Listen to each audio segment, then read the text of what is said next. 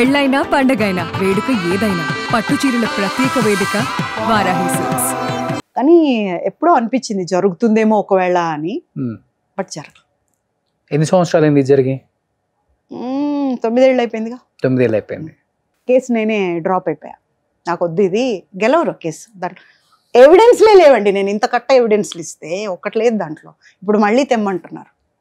అది కూడా ఆటే. ఇదంతా వాళ్ళు మింగిల్ అయి ఉన్నారు అందరూ. సో ఏది ఏమైనప్పటికీ ఇప్పుడు జరగాల్సింది చాలా ఉంది కాబట్టి, ఇంత జరిగిన తర్వాత ఫైనాన్షియల్గా మీ పొజిషన్ అంటే ఏంటి? ఇబ్బంది పడుతున్నారా లేకపోతే మంచిగా సెటిల్డా? ఐఎమ్ నాట్ సెటిల్డ్ అండి. నేను ఇబ్బందిలోనే ఉన్నాను. ఆర్థికంగా చాలా ఇబ్బందులు పడుతున్నారా? బాగా పడుతున్నాను.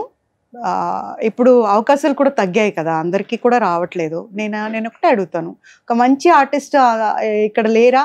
ఒక మంచి ఆర్టిస్ట్ ఉండి మీరు ఎందుకు తీసుకోవట్లేదు అంటే, ఒక క్యారెక్టర్ ఆర్టిస్ట్ని కూడా అదర్ స్టేట్స్ నుంచి తీసుకొస్తున్నారు. ఇది చాలా అన్యాయం. దీన్ని ఎలా పరిష్కరించుకోవాలి అంటే అందరూ ఒకటవ్వాలి. ఇలాంటివి పరిష్కరించుకోవాలంటే చాలామంది కష్టాల్లో ఉన్నారు. నేను కష్టాల్లో ఉన్నాను. నేనేమి సెటిల్డ్ కాదు. సొంత ఇల్లు ఉందా అండి? లేదండి, అద్దిల్లు ఉంది. అద్దింట్లో ఉంటున్నాను.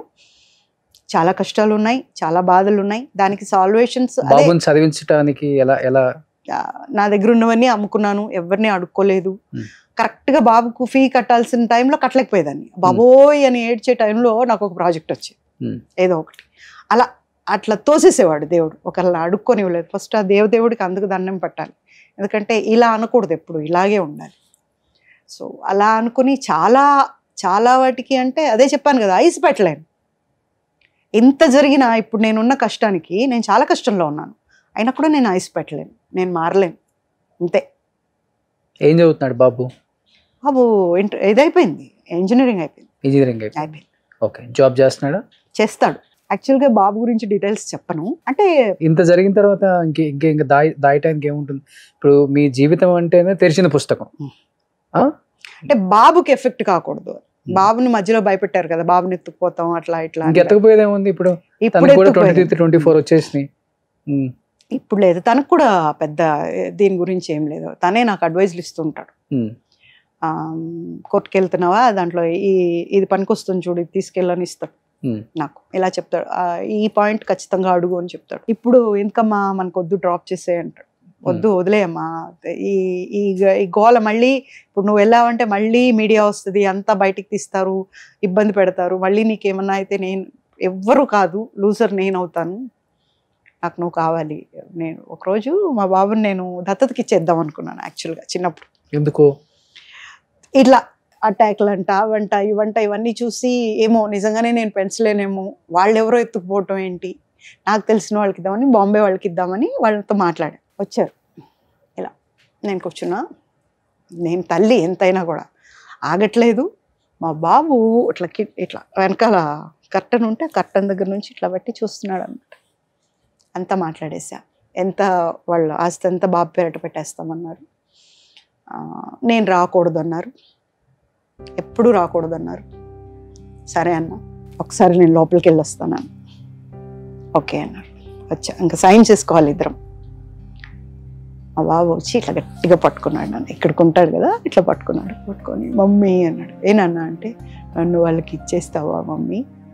నేను వద్దా నీకు? నేను ఏం చేశాను మమ్మీ? నేను బాగా చదువుకుంటా మమ్మీ, నన్ను ఇచ్చేయద్దు మమ్మీ, నేను నీతోనే ఉంటాను. అంతే. సారీ, నేను ఇవ్వలేనండి, నేనే పెంచుకుంటా మా బాబుని. నేను ఎన్ని కష్టాలైనా పడతా కానీ మా బాబుని ఇవ్వను అని చెప్పి ఆ బుజ్జి చేతులు పట్టుకున్నాయి చూడండి. ఆ ఫీల్ ఈ రోజు కూడా నాకు ఎప్పుడైనా బాబుని కోప్పడతాను కదా, టక్కున అది గుర్తొస్తుంది. ఇలా పట్టుకొని నన్ను తిడతావా మమ్మీ అన్నట్టు అనిపిస్తుంది అనమాట. సో అంతే, ఇవ్వలేకపోయా. దానికోసం ఈ జన్మకి ఇంకెంతే, మా బాబు తప్ప ఇంకేం లేదు, ఏ ఆలోచన లేదు. మొన్న ఎవరో అడిగారు, ఆమె ఎవరో సింగర్ పెళ్లి చేసుకుంది, ఈమె ఎవరో ఆర్టిస్ట్ పెళ్లి చేసుకుంది, ఒకరికొకరు తోడు ఉండాలి చివరిది. ఎందుకండి తోడు? ఇద్దరు ఉన్నారుగా. బోర్ కొడితే ఒక నిమిషం ఫోన్ చేసి బాగున్నారా అంటే మీరు మాట్లాడతారుగా, ఇంకా బోర్ ఎక్కడి నుండి వస్తుంది? అక్కర్లేదు, చాలు. ఈ లైఫ్కి ఒక్కసారి పడేంత తప్పు నేను చేయలేదు. మరి ఏ జన్మలో చేశానో నాకు తెలియదు, కానీ చాలా పడ్డాను. చాలా అంటే కొన్ని చెప్పడం కూడా రాలేదు నాకు. అలా అలా పెంచలేదు అమ్మ నాన్న, ఒక రౌడీలాగా పెంచారు నన్ను. రౌడీలాగే ఉన్నా, ఇప్పటికీ అలాగే ఉంటాను. కానీ పడ్డా, ఎందుకు పడ్డానో ఇప్పటికీ అర్థం కాదు. ఏమో ఎప్పుడో చేసుంటాను తప్పు, అందుకనే పడ్డానేమో. కానీ ఇంకా పడే ఓపిక లేదు, పడకూడదు అనుకుంటున్నా. ఇంకా వీటికి అంతటికి ఫుల్ స్టాప్ పెట్టి నాకున్నంతలో నాకు వస్తుంటాయి కదా క్యారెక్టర్స్, అవి చేస్తూ మర్చిపోవాలి, అక్కడే పోవాలి ప్రాణం, అంతే, ఇంకే ఆలోచన లేదు. గ్రేట్ అండి. సింగిల్ పేరెంట్ కష్టాలు వాళ్ళు వీళ్ళు చెప్తుంటే వింటాం, కానీ ఇలా రియల్గా చెప్తుంటే ఆగట్లేదు ఎమోషన్గా నాకు కూడా అస్సలకి. ఎక్కడికైనా వెళ్తే ఇద్దరు గుడికి వెళ్ళినప్పుడు బిడ్డను మధ్యలో పెట్టుకొని ఇలా పట్టుకొని వెళ్తుంటారు. అలాంటివి చాలా చూసుంటాడు మా బాబు. ఆ చిన్న మనసులో ఎంత సంఘర్షణ జరిగి ఉంటుందో అప్పుడు అది ఊహించుకుంటాను. ఒకరోజు చెప్పాను కూడా, నాన్న ఇప్పుడు పెద్దయ్యాక మాట్లాడకూడదు అనేది నీకు లేదు, నంబర్ తీసుకొని ఎక్కడి నుంచైనా మాట్లాడుకోవచ్చు. ఒకటే చెప్పాడు, మా ఒకరోజు నాకు నాన్న అంటే ఒక చాలా గొప్ప వ్యక్తి అన్న ఇది ఉండింది, చాలా మంచి పదం అది, నేను కూడా పిలుస్తాను తొందరలో అనుకునేదాన్ని. ఎప్పుడైతే అతను టీవీలో కొడుకు నా కొడుకే, ఆవిడ నా భార్య కాదని చెప్పాడు చూడమ్మా, అది ఇక్కడ కూర్చుండిపోయిందమ్మా. నాకు నానంటే ఇంత పెద్ద తిట్టు అని నాకు అప్పుడు అర్థమైంది. తిట్టుకు నేను రెడీగా లేనమ్మా, I'm very happy with my mother. నేనే వాడికి అమ్మ, అక్క, కుక్క, నక్క, బొమ్మ అన్నీ నేనే.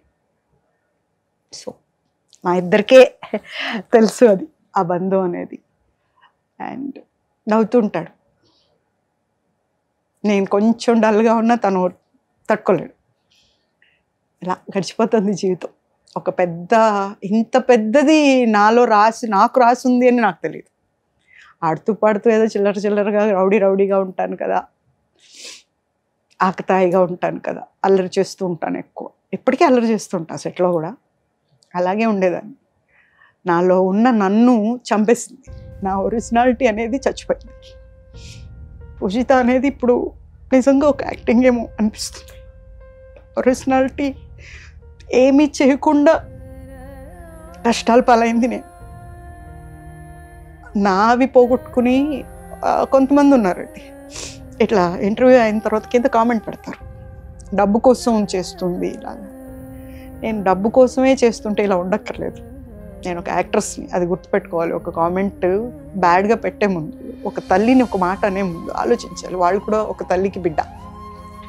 గబుక్కుని ఒక మాట అనే ముందు తప్పది. నేను నా బిడ్డ గురించి తప్ప ఎవరి గురించి మాట్లాడను, ఎవరిని నేను ఎత్తేను.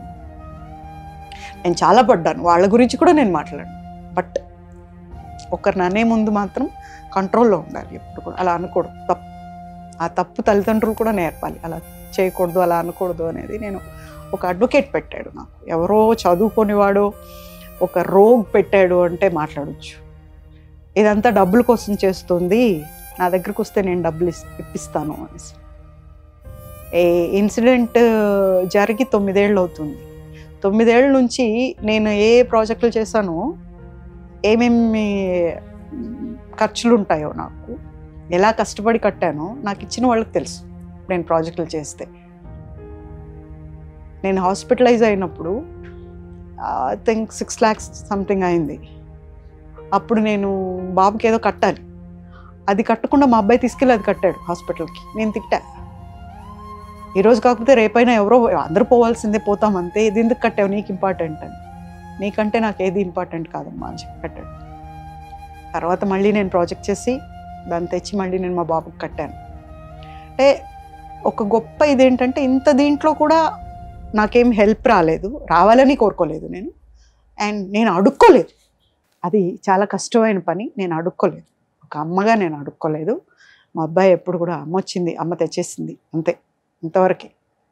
ఒకరు ఇచ్చారు, మనం తీసుకున్నాము అనే మాట రాలేదు. చిన్న చిన్నవి ఉంటాయి కదా, వెండి అంట, చిన్న బంగారం అంట, ఏమైనా ఉంటాయి కదా, అవన్నీ అమ్మేశాను. అంటే పెట్టుకుంటే చూడాల్సింది ఏం లేదు, మా అబ్బాయిగా నేను ఎలా ఉన్నా చూస్తాడు. మామూలుగా జీన్స్లో ఉంటాము, ఏం పెట్టుకుంటాం? అప్పుడు ఇంత ఉన్నప్పుడు చీరలు కట్టినప్పుడు పెట్టలేదు, మనకు అలవాట్లేదు. ఇప్పుడు ఏం పెట్టుకుంటాం?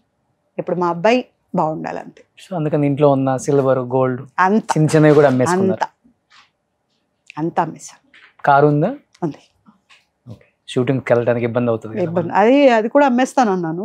బాబు ఎలా వెళ్తావమ్మా, వద్దు, నీకు అలవాట్లేదు కదా అంటే నేను ఇండస్ట్రీకి వచ్చిన తర్వాత 3 నెలల్లోనే కార్ కొనిపెట్టారు నాకని మా నాన్నగారు. అప్పటి నుంచి ఇప్పటి వరకు కార్ లేకుండా వెళ్ళలేదు. సో ఈ మధ్య ట్రైబర్ తీసుకున్నాను 7 సీటర్ది. ఒక సినిమా తీయచ్చు మీది కదా ఆ? అనుకుంటూ ఉంటాను నేను కూడా అప్పుడప్పుడు, ఇదంతా పేపర్ మీద పెట్టేస్తే ఒక కథ అయిపోద్ది అని. ఉమ్. మంచి కథ.